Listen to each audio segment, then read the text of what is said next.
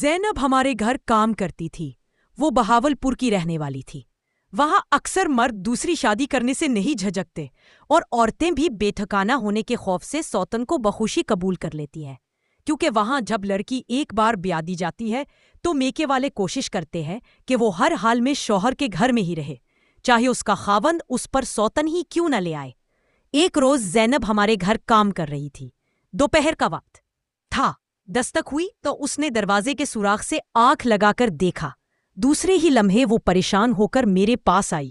کہنے لگی، be be جو صاحب آئے ہیں ان سے کہہ دو کہ یہاں کوئی زینب کام نہیں کرتی۔ میں اس کی بات سن کر حیرت میں ڈوب گئی۔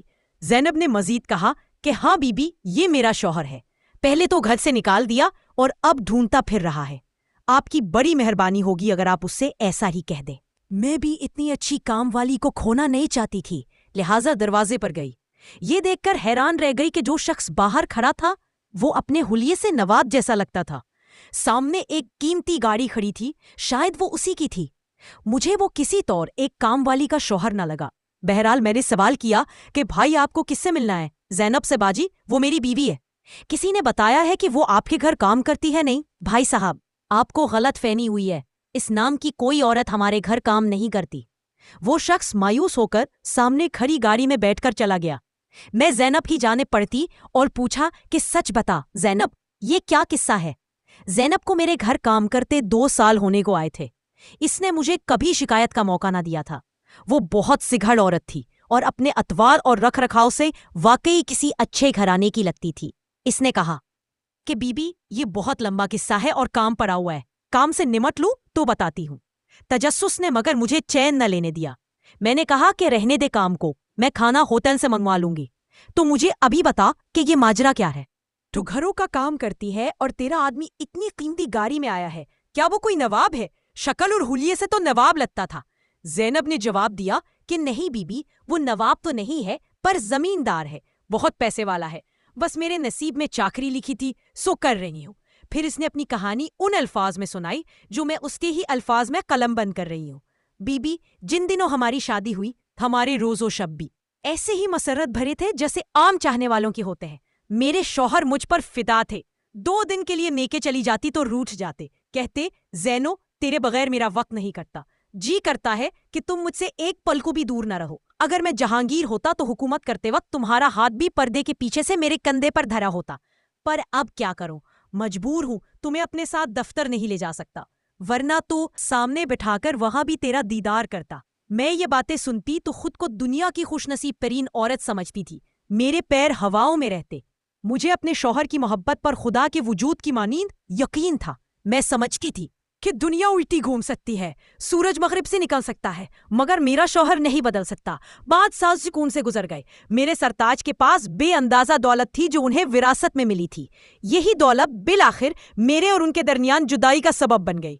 5 سال بعد بھی اولاد نہ ہوئی تو ان کے رشتہ داروں نے محی الدین کے کان بھرنے شروع کر دیے کہ صاحب یہ بے اندازہ دولت کدھر جائے گی، اس کا وارث کون ہوگا؟ یہ ایرو غیروں کے نصیب ہو جائے گی۔ عورت بانجھ ہو تو مرد کو وقت پر شادی کر لینی چاہیے، بڑھاپے میں کریں گے تو اولاد کی خوشیاں کب دیکھیں گے؟ میرا شوہر رشتہ داروں کی یہ باتیں سنتا، میں بھی سنتی اور ہنس دیتی، کہتی کہ ان لوگوں کا تو دماغ خراب ہے۔ سائی، اگر عورت کو اولاد نہ ہو تو مرد دوسری شادی کر لیتا ہے، اگر معاملہ الٹا ہو تو کیا عورت بھی دوسرے مرد کا انتخاب کر سکتی ہے؟ اصل بات تو یہ تھی کہ مجھے یقین تھا کہ میری اولاد نہ ہونے کی وجہ سے یہ کبھی نہیں ہو سکتا کہ میرا شوہر میری محبت کو بھلا کر کسی اور عورت کو بیاہ لائے۔ میری محبت تو ان کی زندگی تھی، ان کے روئے روئے میں بستی تھی۔ بھلا یہ کیسے ممکن تھا کہ محبت کا یہ نو لکھا ہار میری گردن سے اتار کر کسی اور کی گردن کی زینت بن جائے؟ عورت بھی مرد کے بارے میں کس قدر خوش فہمیوں میں مبتلا رہتی ہے، نہیں جانتی کہ اس ہستی کو بدلتے دیر نہیں لگتی۔ جہاں عورت کی محبت چٹان کی طرح مضبوط ہو سکتی ہے، وہاں مرد کی محبت محض مصلحت بھی بن سکتی ہے، اور کسی روز بھی اس کی نیت بدل سکتی ہے۔ کسی خوبصورت عورت کو دیکھ لے تو اس کا دل قابو میں نہیں رہتا، جبکہ شریف عورت ہمیشہ ایک مرد کی محبت کو ہی اپنی زندگی کا حاصل سمجھتی ہے، خواہ اس کی نظروں کے سامنے کتنے ہی مرد کیوں نہ گزر جائے۔ ایک دن کسی نے خبر دی کہ محی الدین نے دوسرا بیاہ رچا لیا ہے۔ یہ انکشاف میرے لیے ایسا ہی تھا جیسے ہیروشیما اور ناگاساکی پر ایٹم بم گرایا گیا ہو۔ میرے دل کی زمین تو ایسی جلی کہ پھر اس میں رویدگی کی امید نہ رہی۔ ان کی یہ حرکت مجھ سے کب تک چھپتی؟ آخرکار مجھے بتانا پڑا۔ پھر ایک روز وہ دوسری عورت جو اب ان کی بیوی تھی کو گھر لے آئے۔ جو ہو چکا تھا اسے قبول کرنا تو ناگزیر تھا۔ میں اپنے شوہر سے محبت کرتی تھی، اس لیے محی الدین کو پریشان کرنا یا علیحدگی کا مطالبہ کرنا میرے لیے باعث تکلیف تھا۔ لہٰذا اس کڑوے گھونٹ کو پی کر خاموش ہو رہی۔ ماں نے بھی سمجھایا کہ اپنے شوہر کے گھر رہو اور سوکن کے ساتھ گزارا کرو۔ میکیا بیٹھنے سے کچھ خوشیاں نہ ملے گی، البتہ بھائیوں اور بھابھیوں پر بوجھ بن جاؤ گی۔ اپنا گھر اپنا ہوتا ہے۔ محی الدین تم سے برا سلوک نہیں کرے گا۔ مرد اولاد کے لیے دوسری شادی کرتے ہیں، اور پھر وہ تو پیسے والا ہے۔ یہ کوئی انہونی بات نہیں، مرد ایسا کرتے رہتے ہیں، کون ان سے باس پرس کر سکتا ہے؟ سوکنیں شہزادیوں اور ملکہوں پر بھی پڑتی ہے، وہ بھی تو برداشت کرتی ہے۔ ماں کے سمجھانے سے نصیب کا لکھا جان کر صبر کر لیا۔ سوچا کہ اگر سوکن کو سوکن نہ سمجھوں گی تو زندگی کے دن اچھے گزر جائیں گے، مرد بھی پرسکون رہے گا اور ہمارا سکون بھی تہہ بالا نہ ہوگا۔ میں نے کبھی مہجبی کو سوکن نہیں جانا، مگر یہ جانے کس مٹی کی بنی تھی۔ باوجود میرے اچھے سلوک کے اس کو میرا وجود کانٹے کی طرح کھٹکتا تھا۔ بہانے سے گھر کا سکون برباد کرنے سے نہ چوکتی۔ رفتہ رفتہ محی الدین بھی لاتعلق ہوتے جا رہے تھے۔ میں نے سوچا کہ وہ جو میرے ساتھ کر رہے ہیں اسے برداشت کر لوں۔ نہ جانے مہجبی نے کیا پڑھایا کہ شوہر میں نے یہ بھی سہ لیا۔ محی الدین نے اس عورت کی جھوٹی شکایتوں پر کئی بار میرے ساتھ گالم گلوچ بھی کی، مگر میں نے صبر کیا۔ سوکن کے بچوں کو سنبھالا، ان کی خدمت کی اور ماں سے بڑھ کر پیار دیا، کیونکہ وہ میرے محی الدین کے بچے تھے، سو مجھے دل سے عزیز تھے۔ بچے تو پیار کے طالب ہوتے ہیں، پیار پا کر وہ میرے دیوانے ہو گئے، ہر وقت میرے پاس رہتے۔ وہ مجھے اپنی ماں سے زیادہ چاہنے لگے۔ اس کو یہ بات بھی گوارا نہ تھی کہ اس کے بچے مجھ سے زیادہ پیار کرے۔ وہ ان معصوموں کو روئی کی طرح دھنک ڈالتی۔ ایک روز مجھ سے ملنے کے لیے میرے چچا زاد بھائی ہمارے گھر آیا۔ ماں بہاول نگر میں تھی اور بہت بیمار تھیں، وہ یہی بتانے آیا تھا۔ وہ تو مجھے اپنی سگی بہن جیسا جانتا تھا، کبھی سوچ بھی نہیں سکتی تھی کہ سوکن مجھ پر ایسا برا الزام لگا دے گی۔ بلال بیچارہ بمشکل 1 منٹ بیٹھا ہوگا، چائے کی پیالی تک نہ پی، بس ماں کی علالت کا بتایا اور چلا گیا۔ نہ جانے مہجبی نے کس انداز سے محی الدین کو یہ بات بتائی کہ اس نے مجھ سے کہا میری غیر موجودگی میں دیگر مردوں کو گھر میں بٹھا لیتی ہو، تمہیں لحاظ نہیں آتا؟ وہ تمہارا چچا زاد تھا، مہجبی کا تو نہیں تھا، پھر تم نے اس سے پردہ کیوں نہ کرایا؟ حالانکہ مہجبی تو اس کمرے میں آئی بھی نہیں تھی جہاں ہم بیٹھے تھے۔ اس نے کہا تم ابھی اور اسی وقت میرے گھر سے نکل جاؤ، مجھے ایسی آوارہ عورت کو گھر میں رکھنے کی ضرورت نہیں ہے۔ میری بیٹیاں آج چھوٹی ہے، کل بڑی ہو جائیں گی، تو کیا تمہارے ایرے غیرے رشتہ داروں کے ماتھے لگیں گی؟ میں اب تم کو مزید برداشت نہیں کر سکتا۔ میں بھلا آباد ہی قد تھی جو اب برباد ہو رہی تھی۔ یہ سوچ کر کہ عورت کی شرافت پر دھبا نہ آئے، یہاں پڑی تھی کہ شوہر کا گھر ہے، کوئی مجھ پر انگلی نہ اٹھائے، ورنہ 2 وقت کی روٹی دینے والا تو خدا ہی ہے۔ اس وقت سخت سردی تھی، سر پر چادر نہ پیر میں جوتی۔ انہوں نے مجھے بانہا سے پکڑ کر باہر کر دیا۔ کچھ دیر براندے میں ٹھہری رہی، بچے باہر آئے اور مجھ سے لپٹ گئے۔ وہ مجھے بھینچ کر رو رہے تھے، لیکن اس ظالم مرد نے ان کو بھی کھینچ کر علیحدہ کر کے کمرے میں بند کر دیا اور مجھے گھر سے باہر نکال دیا۔ میں ننگے پاؤں شدید سردی میں پیدل کئی میل چل کر شہر آئی اور اپنے واقف لوگوں کے گھر پناہ لی۔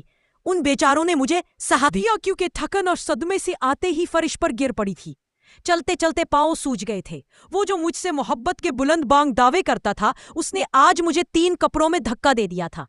امی فوت ہو گئیں، کچھ دن بھابھیوں نے رہنے دیا، پھر کہا کہ شوہر اور سوکن کو منا لو اور اپنے گھر جاؤ۔ کیا عمر بھر ایسے ہی در بدر رہو گی؟ بھائیوں کا بھی یہی خیال تھا، لیکن عورت لاکھ سونے جیسی ہو، انسان ہوتی ہے، آخر اس کی بھی عزت نفس ہوتی ہے، وہ مٹی کا مادھو تو نہیں ہوتی۔ آج انہوں نے یہ کہا ہے تو کل اس سے بھی برا سلوک کرتے، سو میں نے وہاں جانے کے بجائے لوگوں کے گھروں میں کام کرنا شروع کر دیا۔ میں دوبارہ بہاول پور آ گئی، ایک سہیلی کے پاس چند دن قیام کیا۔ کام کی تلاش میں میرے دن یونی خان ماں برباد کرتے رہے، دل کہیں نہ لگتا تھا۔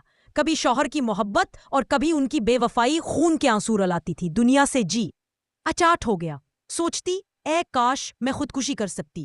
کبھی دل کرتا کہ بال کھول کر کپڑے نوچ کر سڑکوں پر دیوالی سی پھرنے لگوں، شاید اس طرح سکون مل جائے۔ پھر بھی خود پر قابو کیا اور ایک متمول شوہر کی بیوی ہوتے ہوئے لوگوں کے گھروں میں کام کرنے لگی۔ کافی عرصہ بعد ایک روز کسی نے بتایا کہ تمہاری سوکن کو نہ جانے کیسا بخار ہوا کہ وہ پاگل ہو گئی، ننگے سر ننگے پاؤں لباس سے بے پرواہ گھر سے باہر بھاگ جاتی تھی۔ چیختی چلاتی اسے پکڑ کر لاتے کہ گھر چلو، کہتی مجھے چھوڑ دو، میرا کوئی گھر نہیں ہے، دیواروں سے سر ٹکراتی اور بال نوچتی۔ اس کا یہ حال سن کر مجھے بہت افسوس ہوا۔ میں بچوں سے محبت کرتی تھی اور پاگل ماں کے بچوں کا کیا حال ہوا ہوگا یہ تو ہر کوئی جانتا ہے۔ وہ بچارے کس طرح خوف زدہ اور قسم پرسی میں ہوں گے۔ وہ معصوم ماں سے محروم ہو گئے۔ اگر میں وہاں ہوتی تو انہیں اپنے پروں میں چھپا لیتی، اپنے کلیجے سے لگا لیتی۔ نہ جانے اب ان کا کیا حال ہوگا۔ تھوڑے دنوں بعد وہ بیچاری گھر سے سڑک پار کرتے ہوئے کسی بس تلے آ گئی اور اس کی موت واقع ہو گئی۔ اس کے بعد محی الدین کو میری یاد آئی۔ اس نے بڑے جتن کیے گئے مجھے واپس گھر لے جائے۔ کئی بار ان کوٹھیوں کے چکر لگائے جہاں میں کام کرتی تھی۔ جب بھی اس کا سامنا ہو جاتا میرا خون کھول اٹھتا۔ اس کی بے وفائی نے مجھے نفرت کی آگ میں جلا دیا تھا۔ میں نے اس کے ساتھ جانے سے انکار کر دیا۔ جب دل ہی نہ مانے تو آدمی کیوں کسی کو دھوکہ دے؟ میں آج کہہ سکتی ہوں کہ عورت کی نفرت اس کی محبت سے زیادہ پائیدار ہوتی ہے۔ میرا اس کے ساتھ محبت کا رشتہ شاید ختم نہ ہوا ہو، مگر عزت و تکریم والا رشتہ نابود ہو چکا تھا۔ جب دل کے رشتے نہ رہے تو میں دنیاوی رشتوں کے لیے کین کر اس سے ناتا جوڑ لیتی۔ وہ مجھے کھوجتا رہا اور میں گھر بدلتی رہی، یہاں تک کہ دور کی کالونیوں میں کام ڈھونڈ لیا تاکہ وہ مجھے تلاش نہ کر سکے۔ وہ بھی کچھ عرصے بعد مایوس ہو گیا۔ کبھی اس نے اس پرانے گھر جا کر میرا پتہ کیا ہوگا جہاں میں پہلے کام کرتی تھی۔